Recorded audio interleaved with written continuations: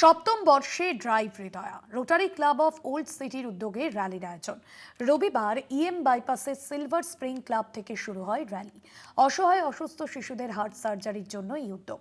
অনুষ্ঠানে তোলা টাকা ব্যবহার করা হবে তাদের চিকিৎসায়।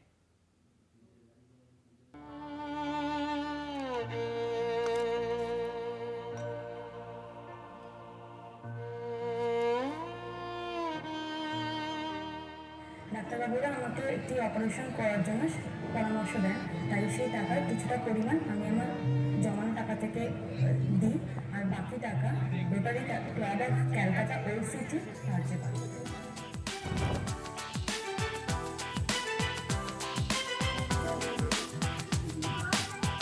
প্রতি বছরের মতো এবছরও আয়োজিত হলো ড্রাইভ হৃদয়া। এবছর প্রায় 200-র বেশি গাড়ি অংশ নেয় র্যালিতে।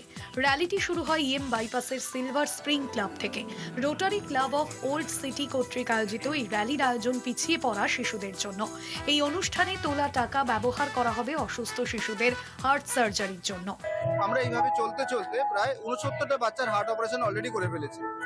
অ্যাজ এ প্রেসিডেন্ট আমার এবারের ইচ্ছা আছে 100টা বাচ্চার হার্ট অপারেশন কমপ্লিট করানোর জন্য।